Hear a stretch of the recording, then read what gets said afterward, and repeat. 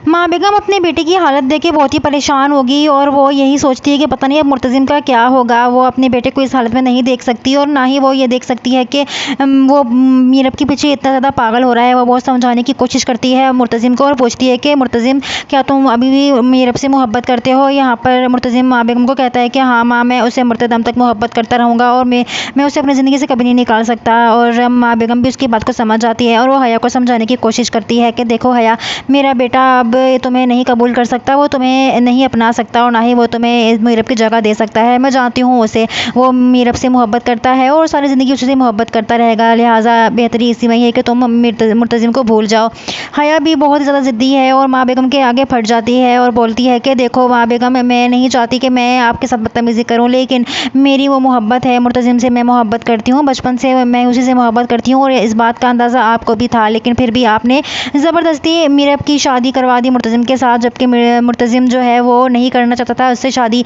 लेकिन आपने अपनी ज़िद मनवाई। इसी तरह से आप अभी भी अपनी ज़िद मनवा सकती हैं अपने बेटे से और मेरी शादी करवा सकती हैं उसके साथ, लेकिन आप नहीं करवा रही हैं क्योंकि अब आपको अपनी बेटी की मर्ज़ी जो है वो ज़्यादा अच्छी लगती है। और यहाँ पर आप देखेंगे कि मीरब जो है वो अभी भी इसको याद कर रही होती है मुर्तज़िम को। मीरब मुर्तज़िम को याद करके बहुत ही बेचैन हो रही होती है और उसको इस बात का अंदाज़ा भी होता है कि उसने कितनी बड़ी गलती कर दी है मुर्तज़िम से दूर होकर। और मीरब यही सोचती है कि मुझे ये अंदाज़ा ही नहीं था कि तुमसे दूर होकर मेरा ये हाल हो जाएगा, जबकि तुमसे दूरी का जो फ़ैसला था वो मेरा अपना ही था और मैं अंदर से बिल्कुल टूट चुकी हूँ। यहाँ पर वो खुद से ही बातें कर रही होती है। मुर्तज़िम उसकी याद में जो है वो